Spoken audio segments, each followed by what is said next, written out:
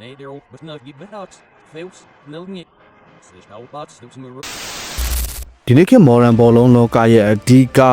ပင်မကျော်ရင်ဒါမှမဟုတ်လို့ရှိရင်ဒီနေ့ခေတ် modern ဘောလုံးလောကရဲ့ရည်စည်းကြောင်းတစ်ခုကိုပြောင်းလဲစေခဲ့တဲ့ Vittorio Pozzo ရဲ့ Metodo System ဆိုလို့ရှိရင်တော်တော်များများသိကြလိမ့်မယ်လို့ထင်တယ်။ဘောလုံးနီးစနစ်ဘောလုံးလောကရဲ့နီးဖြူဟာတမိုင်းမှာတော်လိုင်းရေးတရက်ဖြစ်ခဲ့တဲ့ Pozzo ရဲ့ Metodo System ကဒီနေ့ခေတ်ရဲ့ကစားကွက်ပုံစံနီးပါးကိုကစားနိုင်ခဲ့တယ်။ပြောရမယ်ဆိုလို့ရှိရင်အဲ့ဒီခေတ်မှာတော့ကအရှိတန်းကစားသမား9ယောက်ထိထားတဲ့ pyramid ပုံစံကိုအဲ့ဒီခေတ်တုန်းကသုံးကြတာ။ကိုသမားတစ်ယောက်တည်းပြီးတော့လို့ရှိရင်နောက်မှာ pyramid ပုံစံနဲ့တိုက်ချင်မှာအများကြီးပဲကိုမြတ်သွင်းနိုင်မယ်ဆိုတော့ဒါပေမဲ့ပိုဆိုကတော့အဲ့လိုမဟုတ်ဘဲနဲ့ရှေ့တန်းကစားသမား2ယောက်ကိုကွန်းလေကြီးပြန်ဆင်းခိုင်းပြီးမှ 2-3-2-3 ဆို shape ကိုပြောင်းလဲခဲ့တယ်။နောက်တန်းကစားသမား2ယောက်ကွန်းလေကစားသမား3ယောက်တိုက်စစ်က inside forward ကစားသမား2ယောက်ပြီးတော့လို့ရှိရင်ရှေ့တန်း3ယောက်ဒါအပြင်ကို center half ဒီနေ့ခေတ်မှာရေးပါတဲ့ Methodist role ဆိုတဲ့ central midfield မှာတန်ဖိုးကိုတင်ချလုပ်ပေးရတဲ့ပုံစံကအဲ့ဒီ Methodo system ကနေပြီးမှစတင်လာတာဒါပြီးတော့လို့ရှိရင် counter attack မှာဆိုလို့ရှိရင်လည်းခံစစ်ကိုလည်းတေချာချစ်လေးတိဆောက်ပြီးတဲ့အချိန်မှာ counter သွားတယ်ဆိုတော့အဲ့လို Methodo system မှာတေချာချစ်လျအောင်တိဆောက်ထားတာကနောက်ပိုင်းနှစ်တွေမှာဆိုလို့ရှိရင်အီတလီရဲ့နာမည်ကြီးကတနာချိုကိုစတင်လာဖို့အတွက်လည်းအသားပေးနိုင်ခဲ့တယ်ဒါပေမဲ့အဲ့ဒီ Methodo system ဆိုတာက fascist စနစ်တစ်ခုရဲ့အောက်မှာပေါ်ပေါက်လာခဲ့တဲ့နီးစနစ်ဗျူဟာတစ်ခုဆိုတဲ့အကြောင်းအရာကိုတော့ကျွန်တော်အနေနဲ့ထည့်ပြောရလိမ့်မယ်လို့ထင်တယ်ဆိုတော့ဒီဗီဒီယိုကအဓိကဖြစ်တော့အီတလီဘောလုံးကိုနိုင်ငံရေးအမျက်တစ်ခုဖြစ်နေဘယ်လိုမျိုးအမျက်ထုတ်ခဲ့ကြတယ်လဲဆိုတဲ့အကြောင်းအရာတွေဆိုတော့ဘောလုံးသမိုင်းမှာပိုဆိုက fascism လားဒါမှမဟုတ်လို့ရှိရင်လည်းမျိုးချီတယောက်လားဆိုတဲ့အငင်းပွားဖွယ်ရာလူတယောက်ရဲ့နီးစနစ်အကြောင်းအရာတွေလည်းအများကြီးပါဝင်လိမ့်မယ်ဘောလုံးလောကမှာဒရိယအများဆုံးတော့နီးဗျူဟာရှင်တယောက်ရဲ့အကြောင်းကိုလည်းဒီနေ့ဒီဗီဒီယိုမှာအဓိကပြင် discuss လုပ်သွားမယ်ဆိုတော့ကျွန်တော်တို့ရဲ့ intro လေးပြီးသွားလို့ရှိရင်စလိုက်ကြရအောင်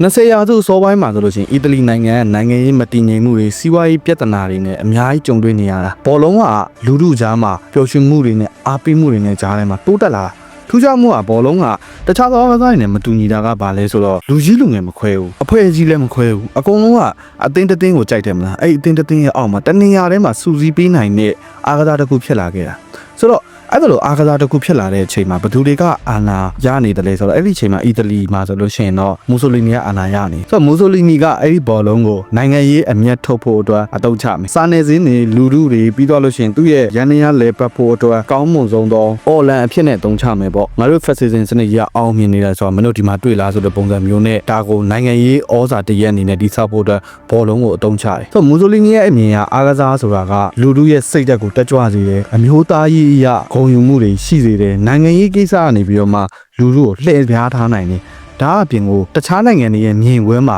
ဒီနိုင်ငံကြီးကပျော်ရွှင်နေပါလားဟာဖက်စစ်စနစ်ကြီးအောင်မြင်မှုရအမခမ်းပါလားဆိုတော့ကဏ္ဍကြီးကိုမြင်ရစီတယ်ဆိုတော့မူဆိုလီနီရဲ့အမြင်ကဘောလုံးကိုအားပေးလိုက်မယ်ဆိုလို့ရှင်ဒီရဲ့၄ချက်ကအဓိကကြလာလိမ့်မယ်ဒီရဲ့၄ချက်ကိုတခြားသူတွေမြင်လာလိမ့်မယ်သူ့အတွက်လည်းကြိုးရှိလိမ့်မယ်လူတို့ကစိတ်ဓာတ်တွေဒါဟာတက်ကြွမှာဟာ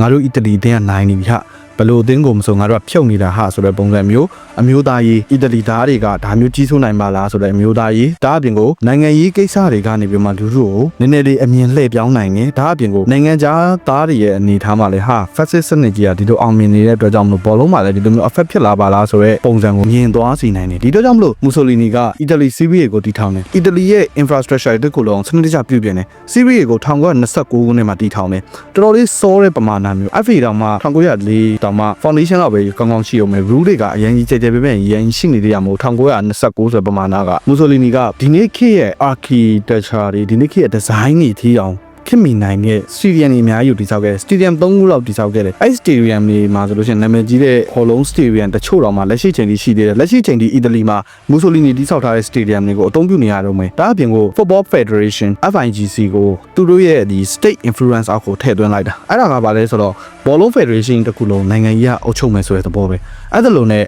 ဘောလုံးဆိုတာက state run cultural machinery တခုဖြစ်သွားတာဘောလုံးကိုအစိုးရကပဲထိန်းချုပ်မယ်ဆိုတဲ့ပုံစံမျိုးဖြစ်သွားတယ်အဲ့လိုအစိုးရပဲထိန်းချုပ်မယ်ဆိုလို့ရှိရင်ဘောလုံးရဲ့ history ကတဖြည်းဖြည်းနဲ့ဘာဖြစ်လာတယ်လဲဆိုတော့နိုင်ငံရေးအရာပဲအမျက်ထုတ်ဖို့အတွက်ပဲကြိုးစားတာမှာဒါပေမဲ့အဲ့လိုအချိန်မှာပိုဆိုကတော်တော်လေးကိုမှခက်ကောင်းနေတာလုံးဝ technician လို့သတ်မှတ်ထားတယ် fascist စနစ်ရဲ့အောက်မှာအလုံးလောက်ကမဲ့ပိုဆိုက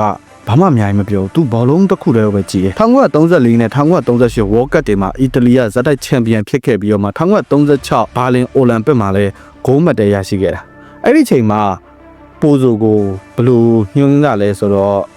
Gazzetta dello Sport သတင်းစာက1935မှာ Pozzo is more than a coach he is a general of a disciplined army တဲ့ဆိုတော့လုံးဝ discipline လုံးဝ obedience လုံးဝဒါမူဆိုလီနီရဲ့ပုံစံနဲ့လည်းကိုက်ညီတယ်ဘာလို့ fascist နဲ့မှာဒါမျိုးပုံစံပဲသွားကြတာမူဆိုလီနီကနိုင်ငံရေးကိုအဲ့လိုအသုံးချဖို့တဲ့ကြိုးစားနေတဲ့အချိန်မှာတစ်ဖက်ကျမ်းမှာရှိနေတဲ့ပိုဇောကတော့လုံးဝနီးစနစ်ပိုင်းနီးပြူဟာပိုင်းဘောလုံးရဲ့လက်ရှိအချိန်ထိ modern kit ကိုအပြောင်းလဲကြီးကြီးမားမားဖြစ်စေမဲ့တခုကိုသူကအီတလီထဲမှာမက်ဒိုဒို system နဲ့တူတူပဲခင်းချင်းနိုင်နေခဲ့တာဒီအရင်ခေတ်တုန်းကဘောလုံးကစားတဲ့ပုံစံက pyramid ပုံစံပဲနောက်တက်မှာကိုသမား1ယောက်ရှိမယ် center back 2ယောက်ရှိမယ်ပြီးလို့ရှိရင်3ယောက်ရှိမယ်ပြီးလို့ရှိရင်တိုက်စစ်မှာ9ယောက်ရှိမယ်အဲ့လိုပုံစံမျိုးနဲ့သွားတာရှေ့မှာကိုများများလူများများထားရင်ကိုများများရနိုင်မယ်ဆိုတဲ့သဘောမျိုးပဲသွားတာဆိုတော့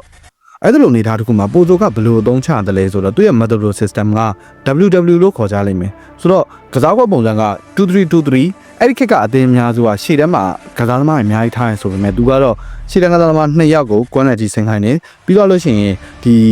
ကွမ်းနယ်မှာရှိနေတဲ့ကစားသမားကဒီနေ့ခေတ်ရဲ့methodista rule လို့ခေါ်ရမယ့် central midfield လုံးဝကွမ်းနယ်မှာထိန်းချုပ်တဲ့ tempo ကိုထိန်းချုပ်တဲ့ကစားသမား playmaker ဖြစ်နေတောင်းယူရတယ်ဒါအပြင်ကို man markingပိုဇိုရဲ့အသင်းတွေကပြိုင်ဘက်ရဲ့အဓိကကစားသမားတွေကို man to man marking စနစ်နဲ့ပိတ်ဆို့တဲ့နေရာမှာအရန်ကောင်းနေဆိုတော့စာတန်းတွေအများကြီးရှိတယ်ဆိုတော့ပြိုင်ဘက်အသင်းရဲ့ကစားကွက်ကိုပျက်စီးအောင်ရင်လုပ်ပြီးမှကိုယ့်ရဲ့အခွင့်အရေးကိုစောင့်နေဆိုတော့အဲ့ဒီ method system ကပဲဒီနေ့ခေတ်မှာအရေးပါလာတဲ့ zone တွေပြီးတော့လို့ရှိရင် man to man တွေဘယ်ချိန်မှာ man to man လောက်ရမှာလဲဘယ်ချိန်မှာ zone တွေလောက်ကမှာလဲဆိုတော့tactical idea တွေကိုပေါ်ထွန်းလာစေခဲ့တယ်လို့ဒီနေ့ခေတ် center back တွေဒါမှမဟုတ်လို့ရှိရင်လည်းဒီနေ့ခေတ်မှာအသုံးပြုနေတဲ့ methodist role တွေဥပမာအားဖြင့်ဆိုလို့ရှိရင် basket တို့လိုကစားသမားမျိုးတွေကစားတဲ့ role မျိုးတွေအဲ့ဒါမျိုးတွေကအဲ့ဒီ method system ကြောင့်ပဲပေါ်ပေါက်လာခဲ့တာဆိုတော့အဲ့ method system ကိုပေါ်ပေါက်လာအောင်လို့ပိုဇိုကအဲ့ဒီ fascist စနစ်အောက်မှာလုပ်နိုင်ခဲ့တာအီတလီက fascist စနစ်ရဲ့အောက်မှာအဲ့လိုမျိုးအောင်မြင်နေတဲ့အချိန်မှာဘာဖြစ်လာသလဲဆိုတော့နိုင်ငံရေးအရအာဏာရှင်ကတော့အဲ့ဒါကိုအသုံးချပါပဲ1934 World Cup ကိုအီတလီမှာကျင်းပတဲ့အချိန်မှာတို့ရှင် Styrian ceremony တို့ပြီးတော့လို့ရှင် fascist salute တို့ပြီးတော့လို့ရှင်အလန်ဒီနဲ့ uniform တွေဒါအပြင်ကို present တွေကို control လုပ်ထားတာတွေမူဆိုလီနီဆိုလို့ရှိရင်အီတလီဘောလုံးအသင်းကို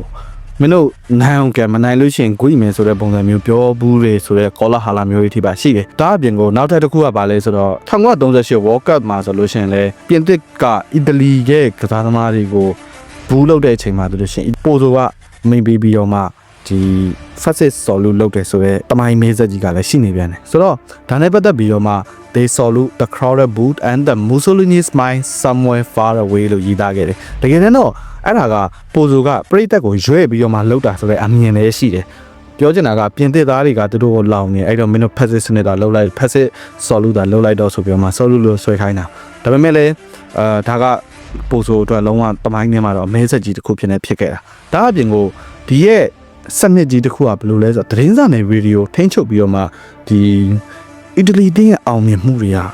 ပူဆိုကြောင့်ဆိုတာထက်ဟာဒါကငါတို့ fascist စနစ်ကြီးရဲ့အောင်မြင်မှုပဲ fascist Italy is strong fascism deliver victory ဆိုတဲ့ frame ကြီးတစ်ခုကိုတိဆောက်လိုက်တာအီတလီအဲ့ဒီခေတ်ကပေါ့နော်Popolo Italia သတင်းစာကနေပြီးမှ the Azzurri fight for the honor of Italy ဆိုပြီးတော့မှအမျိုးသားရေးပါတဲ့စကားမျိုးတွေကိုထပ်ခါတည်းလေးထုတ်ပြန်နေတာပြောချင်တာကအဲ့ဒီခေတ်ကသတင်းစာတွေအကုန်လုံးကလည်းဟာဒီအောင်မြင်မှုကနီးစနစ်ပိုင်းနီးပြအပိုင်းဆိုတာအရေးကြီးတဲ့ဒီစနစ်ကိုပဲအဓိကအဖြစ်တော့သူတို့က promote လုပ်ခဲ့ကြတာ fascism စနစ်ကြီးကို promote လုပ်ခဲ့ကြတာဆိုတော့အဲ့ဒီရဲ့ fascism စနစ်ကြီးကို promote လုပ်တယ်ပိုဇိုကနီးပြဟာပိုင်းနီးစနစ်ပြဟာပိုင်းအရာလုံးဝနောက်တစ်ဆင့်ကိုရောက်နေတဲ့အဲ့ဒီချိန်ကာလမှာဒါပေမဲ့အဲ့ဒါကနိုင်ငံရေးသမားတွေအတွက်အသုံးချစရာဖြစ်သွားတယ်အဲ့မူဆိုလီနီကဘောလုံးကိုသူ့ရဲ့နိုင်ငံရေးအကျိုးမြတ်ဖြစ်နေအသုံးချတဲ့အချိန်မှာဘာဖြစ်သွားသလဲဆိုတော့ဘောလုံးရဲ့ error ထဲမှာဆိုလို့ရှိရင်တော့ positive ဖြစ်ခဲ့တဲ့အရာတွေရှိတယ်အရာကအကောင်းတယ်ဆိုအမြဲတမ်းတွန်တွဲနေခဲ့တာပဲဆိုတော့ stadium တွေပြီးတော့ကျရင် structure တွေကတော့ခိုင်ခိုင်မာမာဖြစ်သွားတယ်ဒီနေ့ Serie A ကဒီနေ့လိုမျိုးဖြစ်တည်လာခဲ့တယ်ဒါအပြင်ကို national team ကလည်းကမ္ဘာ့ဘဏ္ဍာ2ကြိမ်ရတယ်ပြီးတော့လို့ရှိရင်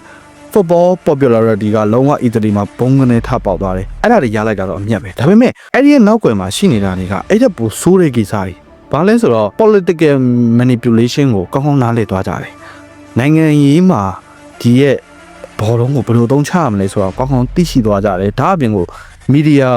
censorship တွေ media တွေကလုံးဝ censor ဖြတ်မှာပဲမင်းတို့နီးစနစ်ပိုင်းနေမင်းတို့အကြောင်းနေဘာမှမသိကြုံဒါက fascism ရဲ့အောင်မြင်မှုပဲဒါက fascist စနစ်ကဒါမျိုးမင်းတို့ကောင်တွေကိုထိန်းချုပ်ထားတဲ့အတွက်ကြောင့်မလို့မင်းတို့က fascist စနစ်ရဲ့အောက်မှာဒါမျိုးလုပ်နေတဲ့အတွက်ကြောင့်မလို့ဒါမျိုးဖြစ်လာတာဆိုတဲ့ပုံစံမျိုး media ရဲ့ censorship ဖြတ်မှုတွေဒါအပြင်ကို fear and control ကစားသမားတွေကစက်ရုပ်တကရုပ်လို့သူတို့တီမှာကြောက်တဲ့စိတ်မျိုးနဲ့ကစားနေရတဲ့အချိန်မှာနောက်ဆုံးသူတို့အသက်ရှင်မှုအတွက်ကလမ်းအောင်စားဖို့ပဲရှိတယ်ဆိုတော့အဲ့လိုအချိန်မျိုးအတွက်ကြောင့်မလို့သူတို့ကလုံးဝကစားခဲ့ကြတယ်အဲ့ဒါကတော့နည်းနည်းလေး drop ဖြစ်စရာတော့ရှိတယ်ဘာလို့လဲဆိုတော့ပိုဆိုရဲ့နီးစနစ်ပိုင်းကောင်းမှုတွေသူ့ရဲ့ training လုပ်ပေးမှုတွေကလည်းအရေးပါတယ်ဆိုပြီးတိုင်အောင်နိုင်ငံကြီးရဲ့လက်မေးဝင်ရောက်ဆွတ်ဖက်မှုကလည်းအဲ့ဒီနေရာမှာပြောရလိမ့်မယ်ဒါအပြင်ကို sporting ဒီရဲ့အားကစားတစ်ခုဆိုတာကနိုင်ငံရေးပတ်သက်မှုကပေါဝင်ပတ်သက်မှုရှိရတော့မှန်တယ်ဒါပေမဲ့နိုင်ငံရေးရဲ့စံစာဖြတ်မှုတွေကပေါ်လုံးပေါ်မှာတက်ရောက်လာလို့ရှိရင်အဲ့ပေါ်လုံးရဲ့ identity နဲ့ structure ကတဖြည်းဖြည်းချင်းပျက်စီးလာမှာပဲဒါနဲ့ပတ်သက်ပြီးတော့မှ football in fascist Italy was both a victim and a beneficiary တဲ့ဆိုတော့ဒီကနေပတ်သက်ပြီးတော့မှ Italy ပေါ်လုံးလောကကောင်းကျိုးအဆိုးကျိုးရခဲ့တာကောင်းကျိုးအဆိုးကျိုးနှစ်ခုစလုံးရခဲ့တာဒါပေမဲ့တဖြည်းဖြည်းနဲ့ဘာဖြစ်လာလဲဆိုတော့ fascist စနစ်ကမကောင်းဘူးဆိုတော့လူတွေကတိလာကြတယ် fascist စနစ်နဲ့ပတ်သက်ပြီးတော့မှလူတွေကတဖြည်းဖြည်းနဲ့စိုးမွေတွေကိုတဖြည်းဖြည်းနဲ့မြင်လာကြတယ်မြင်လာကြတဲ့အချိန်မှာဘာဖြစ်သွားသလဲဆိုတော့မူဆိုလီနီကတဖြည်းဖြည်းနဲ့အာဏာရောကျလာခဲ့တယ်မူဆိုလီနီကအီတလီစစ်တပ်ရဲ့အင်အားကိုအလုံးကျုံတွက်ဆတယ်ဂရိမြောက်ပိုင်းအာဖရိကနဲ့ရုရှားစစ်မျက်နှာတွေနေမှာအီတလီစစ်တပ်ကအကြီးအကျယ်ရှုံးနေနေတာအဲ့လိုရှုံးနေခဲ့တာကသူ့ရဲ့ဩဇာအာဏာကိုတဖြည်းဖြည်းနဲ့ကျဆင်းလာစေတယ်ဒါအပြင်ကိုဒီလိုစစ်ပွဲကြောင့်မလို့အီတလီရဲ့စီးပွားရေးကတဖြည်းဖြည်းနဲ့ပြက်ပြားလာပြီးတော့မှအစာအစာပြက်လက်မှုတွေဖြစ်လာတယ်ပြည်သူတွေကဒီဖက်စစ်ဝါဒကိုဘောလုံးနဲ့ဘယ်လိုပဲကြားကန်ထားပြီးဖြစ်ပါစေအောင်စားဖို့မရှိတော့ဒီဘောလုံးဆိုတာဘာမှမဟုတ်တော့ဘူးဆိုတဲ့ပုံစံမျိုးနဲ့စန့်ကျင်မှုတွေတဖြည်းဖြည်းနဲ့စတင်လာတယ်ဒါပေမဲ့အရေးပါလာတာကအမေရိကန်နဲ့ British ဦးဆောင်တဲ့မဟာမိတ်တပ်တွေက1943ခုနှစ်မှာအီတလီရဲ့စစ်စလီကျွန်းကိုသိမ်းပိုက်နိုင်ခဲ့တာကမူဆိုလီနီအတွက်အကြီးမားဆုံးသောရိုက်ချက်ဖြစ်ခဲ့တာအဲ့လိုနဲ့ပဲ1943ခုနှစ်ဇူလိုင်လ24ရက်နေ့မှာဖက်စစ်ကောင်စီကသူ့ယုံကြည်မှုမရှိတော့ကြောင်းဆိုပြီးတော့မဲခွဲဆုံးဖြတ်ခဲ့တယ်အဲ့လိုနဲ့နောက်တစ်နေ့မှာပဲအီတလီဘုရင်ကဗစ်တာအီမန်နျူရယ်3ကမူဆိုလီနီကိုယာလူကနေဖယ်ရှားပြီးတော့မှဖမ်းဆီးရယ်ဆိုတော့ဖမ်းဆီးပြီးတဲ့အချိန်မှာတော့သူ့အခြေချုံနေနေထားတာဒါပေမဲ့ဒီနေရာမှာနိုင်ငံရေးရဲ့ပါဝင်ပတ်သက်မှုတွေကအရေးပါလာတယ်ဆိုတာကိုမြင်သာစေခြင်းနဲ့ဂျာမန်ကောင်းဆောင်ဟစ်တလာကမူဆိုလီနီကိုအရန်အားကြရတယ်သူမူဆိုလီနီကိုအရန်သဘောကျတဲ့သူမျိုးဆိုတော့အဲ့ဒီလိုနဲ့ပဲဟစ်တလာကမူဆိုလီနီကိုကယ်ထုတ်ဖို့အတွက်အထူးစစ်စင်ရေး Grand Sassorate ကိုလှုပ်ဆောင်ခဲ့ပြီးတော့မှအီတလီမြောက်ပိုင်းမှာ Italian Social Republic ဆိုတဲ့အစိုးရအဖွဲ့အစည်းတစ်ခုကိုတည်ထောင်ပေးလိုက်သေးတယ်ဆိုတော့ဟစ်တလာကမူဆိုလီနီကိုတွားကယ်သေးတာတော်တော်လေးအထူးလျှို့ဝှက်စစ်စင်ရေးမျိုးနဲ့တွားကယ်ပြီးတော့မှသူ့အစိုးရတည်းထပ်ပြီးတော့မှတည်ထောင်ပေးလိုက်တာဒါပေမဲ့1945ခုနှစ်ဧပြီလမှာဂျာမနီစစ်ရှုံးတော့မဲ့အချိန်တွေရောက်သွားပြီအဲ့ဒီအချိန်တွေမှာမူဆိုလီနီကသူ့ရဲ့ချစ်သူကလေယာပတ်တစီနဲ့အတူတူပဲဆွစ်ဇာလန်နိုင်ငံကိုထွက်ပြေးဖို့အတွက်ကြိုးစားခဲ့တယ်ဒါပေမဲ့ဂျာမန်စစ်ဝတ်ဆောင်ဝစ်စင်ပြီးထွက်ပြေးရဆိုပေမဲ့ဧပြီ29မှာအီတလီတော်လှန်ရေးသမားတွေရဲ့ဖမ်းဆီးခြင်းကိုခံခဲ့ရတယ်အဲ့ဒါလိုနဲ့ပဲဧပြီ28မှာပဲတော်လှန်ရေးဖွဲ့တွေကမူဆိုလီနီနဲ့သူ့ရဲ့ချစ်သူကိုတနက်နဲ့ပြတ်တက်ပြီးမှကွပ်မျက်လိုက်တယ်ဆိုတော့ကွပ်မျက်ပြီးတဲ့အချိန်မှာအာနာရှင်တယောက်တော့အဆုံးသက်ကအဲ့ဒါကြီးမလွယ်ကူဘူးဗျသူတို့ရဲ့အလောင်းတွေကိုမီလန်မြို့မှာရှိတဲ့ Pizzelle Loreto ရင်ပြင်ကိုယူဆောင်လာပြီးတော့မှဓာတ်ဆီဆိုင်တစ်ခုရဲ့အမိုးပေါ်မှာစောက်ထိုးဆွဲချိန်ထားတာသူ့ပေါ်နာကြီးနဲ့လူအုပ်ကြီးအလောင်းကိုဂိမ်းနဲ့ပေါက်တာတွေကန်ကြောက်တာတွေလုပ်ပြီးတော့မှသူ့ရဲ့အလောင်းကတော်တော်လေးရုပ်ပြစင်ပြတ်ကိုဖြစ်ခဲ့ရတာဒီအချိန်လေးမှာကျွန်တော်တို့ပြန်ပြီးတော့မှကြည့်ရမှာပိုဆိုရဲ့ကိစ္စပဲအီတလီဘောလုံးလောကရဲ့ဂန်နဝင်နီးပြတအုပ်ဖြစ်တယ်လို့လုံးဝအငင်းပွားပွဲရအကောင်းဆုံးပုံကိုတအုပ်လည်းဖြစ်ခဲ့တာဖက်စစ်စနစ်မူဆိုလီနီရဲ့လက်ထက်မှာအီတလီတင်းကိုကမ္ဘာဗလာ2ကြိမ်ဇက်တိုက်ရရှိအောင်စမ်းဆောင်ပေးရတဲ့အတွက်သူ့ကိုအီတလီလူမျိုးတွေရဲ့အမြင်ဟာဂုဏ်ယူမှုနဲ့ဒါမှမဟုတ်ရှင်ဝေဖန်မှုနဲ့အဲ့ဒီကြားမှာရောထွေးနေတာဆိုတော့အောင်မြင်မှုအတွက်လည်းသူ့ကိုလေးစားကြတယ်ဘာလို့လဲဆိုတော့အီတလီနိုင်ငံသားအများစုကသူ့ကိုVictorio Mysterio လို့ခေါ်ကြတာအဲ့ဒါကဘာကိုပြောချင်တာလဲဆိုတော့လုံးဝ CIA ကို niche နဲ့ပိုင်း CIA ပေါ့ဆိုတော့နိုင်ငံအသင်းကိုကမ္ဘာအဆင့်ကိုပို့ဆောင်ပြီးနိုင်ခဲ့တာသူ့ရဲ့လက်ထက်မှာဘယ်လိုပဲ fascist စနစ်ကဘယ်လိုပဲဖြစ်ခဲ့သည်ဖြစ်ပါစေအောင် fascist စနစ်ကဘယ်လိုပဲဆိုရနေတာကိုပြသည်ဖြစ်ပါစေအောင်သူ့ရဲ့ view ဟာမြောက်တဲ့ဘောလုံးပေါ်မှာအလဲပြောင်းလို့မှုလူထုကမြင်ကြတယ်အီတလီဘောလုံးရဲ့အခြေခံနီးစနစ်ဆိုတဲ့အကြောင်းအရာတွေကိုသူကညီစံခရမ်းပြိုးပေးနိုင်တယ်သူလုံးဝချမှတ်ပေးနိုင်တယ်သူဒီနေ့ခေတ်ရဲ့အီတလီရဲ့ဘောလုံးဖြစ်လာမှုတမိုင်းကိုပြောမယ်ဆိုလို့ရှိရင်ပိုဆိုကိုလုံးဝချန်ထားလို့မရအောင်ဒါအပြင်ကိုတစ်ဖက်ချမ်းမှာတော့သူ့ကို မူဆိုလီနီရဲ့ဖက်စစ်ဝါဒကိုဝါဒဖြန့်ဖို့အတွက်ဒီဘက်ကအတုံးချခံခဲ့တာဆိုတော့ပူပေါင်းပါဝင်သူဖြစ်နေရှုမြင်မှုတွေလည်းရှိတယ်ဒါအပြင်ကိုအဲဒီ1938ကမ္ဘာဖလားမှာတော့ပြင်သစ်ပြည်သက်တွေကသူ့ကိုလှောင်တဲ့အတွက်ကြောင့်မလို့ကစားသမားတွေကိုဖက်စစ်ပုံစံအလေးပြုခိုင်းခဲ့တာအဲ့ဒါကသူ့ရဲ့သမိုင်းမှာအကြီးမားဆုံးသောအမဲဆက်ပဲအဲ့ဒီလောက်ရအကြောင်းမလို့ပဲမူဆိုလီနီအာဏာကျပြီးတဲ့အချိန်မှာဒုတိယကမ္ဘာစစ်အပြီးမှာသူ့အီတလီဘောလုံးလောကနေဖယ်ကျင်ဖို့အတွက်စူးစမ်းမှုတွေအများကြီးရှိခဲ့တယ်ဆိုတော့သူ့ကိုကာကွယ်ပြောဆိုတဲ့သူတွေကတော့ပိုဆိုကာကွယ်ပြောဆိုတဲ့သူတွေကတော့ဖက်စစ်တယောက်မဟုတ်ဘူးမျိုးချစ်တယောက်ဖြစ်တယ်လို့မြင်ရတယ်ဒီလိုမြင်မှုအတွက်လည်းနောက်ခံကြောင်းရင်းတွေအများကြီးရှိနေပြန်တယ်သူကမူဆိုလီနီရဲ့လက်အောက်မှာအလုံးလုံးခဲ့သည့်တိုင်အောင်သူ့ရဲ့ဘောလုံးအမြင်ပေါ်မှာအလုံးလုံးခဲ့သည့်တိုင်အောင်မူဆိုလီနီရဲ့ fascist party ဝင်တယောက်ဘယ်တော့မှမဖြစ်ခဲ့ဘူးဒါအပြင်ကိုဒုတိယကမ္ဘာစစ်အတွင်းမှာအီတလီတော်လှန်ရေးသမားတွေကိုတရှို့လုပ်ပြီးကူညီပေးခဲ့တယ်ဆိုတဲ့အထောက်အထားတွေလည်းရှိခဲ့တယ်ဒီကမ္ဘာစစ်ကြီးအတွင်းမှာပိုဆိုကအီတလီမြောက်ပိုင်းတူရီမျိုးနီနာမှာနေထိုင်ခဲ့တယ်အဲ့ဒီအချိန်မှာသူကဖက်စစ်တွေနဲ့နာဇီဂျာမနီတွေဖမ်းဆီးထားတဲ့မဟာမိတ်စစ်တုပ်ပန်းတွေကိုထပ်ပြေးလွတ်မြောက်ကူညီပေးခဲ့တယ်ဒါအပြင်ကိုပေါင်းစံနေရာတွေရှာဖွေပေးခဲ့တယ်ပြီးတော့လည်းဆွစ်ဇာလန်နယ်စပ်ကိုလုံခြုံစွာရောက်အောင်လို့လမ်းပြပေးခဲ့တယ်လို့ဆိုရယ်ဒါအပြင်ကိုသူ့ရဲ့ဂုဏ်သတင်းသူ့ရဲ့လူမှုရေးဆက်သွယ်တွေကိုသုံးချပြီးတော့မှဖက်စစ်နဲ့နာဇီတပ်ဖွဲ့ဝင်တွေရဲ့တွာလာလှုပ်ရှားမှုသတင်းတွေကိုစုဆောင်းပြီးတော့မှအဲ့သတင်းတွေကို CNL ပေါ့နော် Committee of National Liberation လို့ခေါ်တဲ့အီတလီတော်လှန်ရေးကော်မတီထံပြုတ်ဝက်ပေးပို့ခဲ့တယ်လို့ဆိုတယ်နိုင်ငံရေးသမားမဟုတ်ဘူးဆိုပေမဲ့ဂျာမန်တွေကအီတလီကိုသိမ်းပိုက်ထားတာကိုတော့သူကတိတ်ပြီးတော့မှသဘောကျလာတာမဟုတ်ဘူးအဲ့အတွက်ကြောင့်မလို့သူကဒီလိုမျိုးဖက်စစ်စန့်ကျင်ရေးနာဇီစန့်ကျင်ရေးပေါ့နော်နာဇီစန့်ကျင်ရေးကိုအပြင်းထန်လုပ်ခဲ့တယ်လို့ပြောရလိမ့်မယ်ဒါပေမဲ့နာဇီစစ်တပ်ကကြတော့သူ့ကိုဘယ်လိုမြင်တယ်လဲဆိုတော့တန်မိုးရှိရဲ့လူပုဂ္ဂိုလ်တူဖြစ်နေမြင်တယ်ဘာလို့လဲဆိုမူဆိုလီနီကသူ့ကိုတုံးချပြီးတော့မှနိုင်ငံရေးအမြတ်တွေအများကြီးရခဲ့တာကိုကမ္ဘာဖလားရခဲ့တာတွေဖက်စစ်စနစ်ရဲ့အောင်မြင်မှုတွေကိုနိုင်ငံတကာကိုပြသနိုင်ခဲ့တာတွေအများကြီးပဲဒါပေမဲ့သူကတော့နာဇီစစ်တပ်ကမူဆိုလီနီကပုံစံတိုင်းသူ့သွားချင်တာကိုအတုံးချပြီးတော့မှသူကဆောနာဟာလိုမျိုးပဲသူ့ရဲ့နာမည်ကြော်ကြားမှုကြောင့်ဆက်ဆက်ခံရတာကိုအခွင့်ကောင်းယူပြီးတော့မှပုံစောကဖန်စီခံရလူနီးပါဖြစ်နေတဲ့တော်လှန်ရေးသမားတွေကိုခပ်ပြေးလွတ်မြောက်နိုင်အောင်လမ်းကြောင်းလွှဲပေးတာမျိုးလုပ်နိုင်ခဲ့တယ်လို့တမိုင်းသူတီတချို့ကတော့ဆိုတယ်ဆိုတော့စစ်ပြီးတဲ့အချိန်မှာအီတလီဘောလုံးဖွဲ့ချုပ်ကတော့ပိုဆိုဖက်စစ်တွေနဲ့ပူးပေါင်းခဲ့တဲ့အတွက်ကြောင့်မလို့အပြစ်ပေးဖို့အတွက်ကြိုးစားခဲ့တယ်ဒါပေမဲ့တော်လှန်ရေးအဖွဲ့တွေရဲ့ထွက်ဆိုချက်တွေဒါအပြင်ကိုမှတ်တမ်းတွေအဲ့ဒါတွေမှာတော့ပိုဆိုကလုံးဝမျိုးချစ်လူတယောက်ဖြစ်နေမြင်ခဲ့ရတယ်ဒီတော့ကြောင့်မလို့ပိုဆိုကနိုင်ငံရေးသမားမဟုတ်တဲ့မျိုးချစ်တအူးအဖြစ်နဲ့နောက်ပိုင်းမှာထပ်ပြီးတော့မှအတိတ်ပဲဖွင့်ဆိုခြင်းခံခဲ့ရတယ်ဒီလိုလည်းပဲပိုဆိုကသူ့ရဲ့ဒီဘောလုံးဒီ national team ကိုနောက်တစ်ချိန်မကင်တွေတော့သူကစာရေးပြီးတော့မှသူရဲ့စာရေးပြီးတဲ့နောက်မှာသူကလုံးဝ professional ဆန်ပဲ newspaper journalist အဖြစ်နဲ့ football match မှာ tactical commentator ပုံစံနဲ့စာတွေပဲဆက်ရေးခဲ့တာပိုဆိုရဲ့ဒီနောက်ပိုင်းရေးရဲ့စာသားတွေက tactical တွေပြီးတော့လို့ရှိရင်လုံးဝ neutral ဆန်တယ်လူတို့ကိုနီးစနစ်ပိုင်းနီးဖြူပါပိုင်းဆိုတာကိုနားလည်လွယ်အောင်ရှင်းပြနိုင်တဲ့အတွက်ကြောင့်မလို့ဘောလုံးနဲ့စာနယ်ဇင်းကဏ္ဍမှာတော့ပိုဆိုကဆက်လက်ပြီးတော့မှရှိခဲ့တယ်အဲ့ဒါလိုနဲ့1986ခုနှစ်အထိသူကဆက်လက်ပြီးတော့မှဘောလုံးပေါ်မှာအကျိုးပြုသွားခဲ့တယ်ဒါပေမဲ့လည်းပိုဆိုနဲ့ပတ်သက်ပြီးပြောမယ်ဆိုလို့ရှိရင်အငင်းပွားပွဲရသူရဲကောင်းတူဖြစ်နေပဲကျွန်တော်တို့ဒီနေ့ဒီချိန်ထိပြောကြရလိမ့်အောင်မယ်ပိုဆိုကဖက်စစ်စနစ်မှာနိုင်ငံရေးကိုတုံးချခဲ့တာလားနိုင်ငံရေးကသူ့ကိုတုံးချခဲ့တာလားဆိုတာကတော့အမြင်မတူသူတွေအမြင်ကွဲပြားသူတွေအများကြီးရှိကြလိမ့်မယ်ဒီနေ့ခေတ်မှာလို့ဘောလုံးကို discipline နဲ့နီးပြအပိုင်းကြဘယ်လူကဘယ်အချိန်မှာဘယ်လိုမျိုးရှိရပါမယ်ဆိုတော့အစားအသောက်ထိန်းချုပ်မှုပုံစံမျိုးထိစစ်တပ်ပုံစံလုံးဝကြက်မတ်လောက်တာကပိုဆိုကနေပြီးမှစားခဲ့တယ်ဆိုတဲ့အမြင်တွေလည်းအများကြီးရှိတယ်အဲ့တော့ဖက်စစ်စနစ်အောက်မှာပေါ်ထွက်လာခဲ့တဲ့ဒီနီးပြဟာပိုင်းလို့ပဲပြောရလိမ့်မယ်ဒါပေမဲ့လည်းပိုဆိုရဲ့နီးပြဟာပိုင်းကဒီနေ့ခေတ် modern ဘောလုံးကဘာကိုအများကြီးတရားမှုရှိစေခဲ့ရတော့အမှန်ပဲဒါပေမဲ့တစ်ဖက်မှာကျွန်တော်တို့တွေ့ရမှာကနိုင်ငံရေးကဘောလုံးပေါ်မှာဒီလိုမျိုးအမျက်ထုတ်နိုင်ပါလားနိုင်ငံရေးတစ်ခုကဘောလုံးပေါ်မှာဘယ်လိုတရားမှုရှိနိုင်လဲဆိုတာကိုဒီနေ့ဒီဗီဒီယိုမှာမြင်နိုင်လိမ့်မယ်လို့ထင်တယ်ဆိုတော့ဒီနေ့ဒီဗီဒီယိုကတော့မြေစမ်းခရမ်းပြတာလောက်ပဲရှိပါလိမ့်မယ်ဒီဟာနဲ့ပတ်သက်ပြီးတော့မှဆက်လက်ပြီးတော့မှပြောဖို့အတွက် history လည်းအများကြီးကြံသေးတယ်အေးအဝင်ပုံမြင်နေလို့ပဲပြောကြရတာပေါ့ဆိုတော့ကျွန်တော်တို